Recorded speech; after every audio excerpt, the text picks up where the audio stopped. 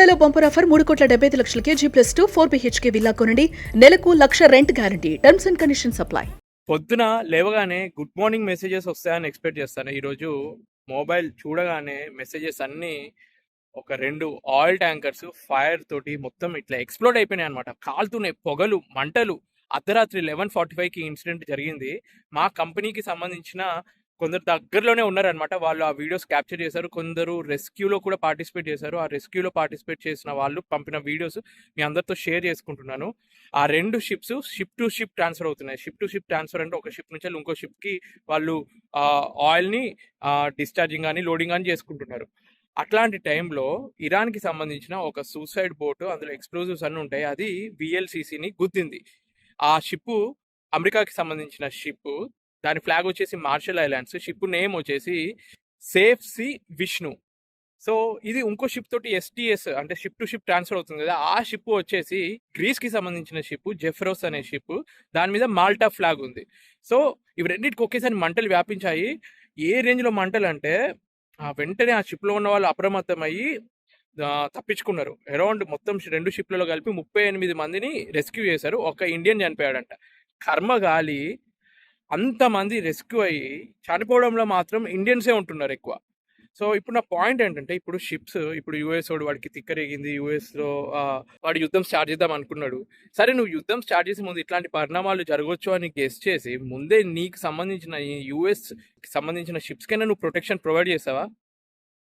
అంటే యూరోప్ కంట్రీస్కి సంబంధించిన ఫ్లాగ్ షిప్స్కైనా, అంటే నీ ఫ్రెండ్లీ కంట్రీకి ఇజ్రాయెల్కి సంబంధించిన ఇట్లాంటి మెర్చెంట్ నేవీ షిప్స్కి ఇట్లాంటి అటాక్స్ జరుగుతాయని చెప్పి గెస్ చేసి కనీసం ప్రొటెక్షన్ ప్రొవైడ్ చేసావా? నీకు నచ్చింది కదా, ఇష్టం వచ్చినట్టు అటాక్లు చేసావు. ఇప్పుడు ప్రాణాలు ఎవరికి పోతున్నాయి? అండ్ వన్ మోర్ థింగ్, సరే యుఎస్, ఇరాను, ఇజ్రాయెల్ ఇవి వాళ్ళ గొడవలు వాళ్ళు ఉన్నాయి. మధ్యలో చనిపోతుంది షిప్లో పనిచేస్తున్న ఇండియన్ సీఫేరర్స్ కదా. మరి ఇండియన్ సీఫేరర్స్ చనిపోతుంటే మన ఇండియన్ గవర్నమెంట్ ఏం చేస్తుంది? మన DG షిప్పింగ్ ఏం చేస్తుంది? మన MMDs ఏం చేస్తున్నాయి? మన ఫారెన్ మినిస్ట్రీ ఏం చేస్తుంది?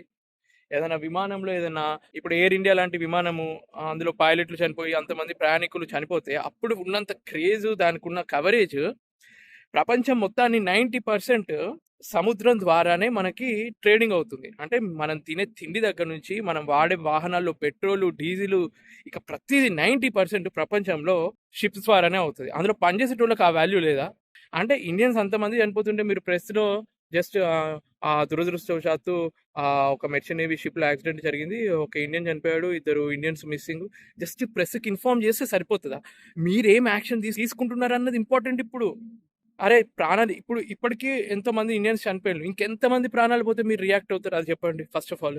అండ్ పర్షియన్ గల్ఫ్లో మెయిన్గా అమెరికా రిలేటెడ్ ఓనర్స్ ఉన్న షిప్స్ కానీ, దాని ఫ్లాగ్ ఉన్న షిప్స్ కానీ, లేదంటే అమెరికాకి friendly countries like European countries, Israel లాంటి కంట్రీస్కి ఫ్రెండ్లీగా ఉన్న కంపెనీస్లో పనిచేస్తున్న ఇండియన్స్, ప్లీజ్ మీ కంపెనీకి చెప్పండి, మేము షిప్ దిగుతాము, మీరు వేరే అంత కావాల్సి మన ఇండియన్స్ ఎందుకు వర్క్ చేయాలి అలాంటి షిప్లలో? US వాళ్ళని వర్క్ చేయమని చెప్పండి. ట్రంప్ గాడి మనవన్న ఎవరినో ఒక్కడిని అందులో వర్క్ చేయమని చెప్పండి, అప్పుడు వాడికి తెలిసి వస్తుంది.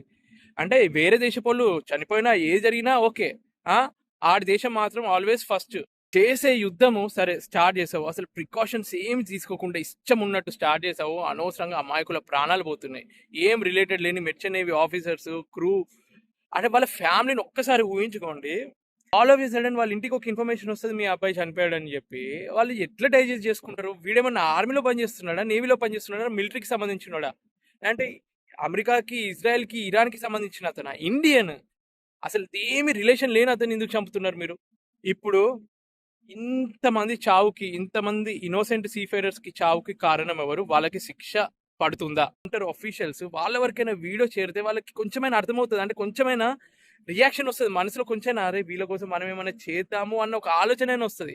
ఎందుకంటే మాకు మీరంటే ల్యాండ్లో ఉంటారు, లేదంటే దుబాయ్ కంట్రీస్లో ల్యాండ్ మీద ఉన్న వాళ్ళకి కమ్యూనికేషన్ బాగుంటుంది, అక్కడ ఎంత సపోర్ట్ ఉంటుంది. షిప్లో అసలు ఏముంది? చుట్టూ సముద్రమే. ఏదైనా జరిగితే వేరే షిప్ వచ్చి కాపాడేంత వరకు మేము వెయిట్ చేయాలి. ఇక్కడ మాకు చాలా తక్కువ ఫెసిలిటీస్ ఉంటాయి. మేము మొత్తుకునేది ఏంటంటే, మా బాధ మీరు అర్థం చేసుకొని ఏదో ఒక సొల్యూషన్ క్రియేట్ చేయండి, అంతే. మేము యాంకర్ వేసిన ప్లేస్ నుంచి వెళ్ళి 5 మైల్స్ దూరంలో ఒక ఇరాన్కి సంబంధించిన ఐలాండ్ ఉంది. ఒక 3, 4 డేస్ నుంచెల్లి నిన్న నైట్ అయితే ఆల్మోస్ట్ ఒక 100 మిసైల్స్ ఆ ఐలాండ్ మీద ఏసిండ్రు. పడుకున్నప్పుడు గూడా షిప్ ఇట్లా డుమ్ డుమ్ డుమ్ అని ఇట్లా సౌండ్‌కి వైబ్రేషన్స్ ఇనిపించినాయి మాకు. అంత స్ట్రాంగ్‌గా ఉన్నాయి.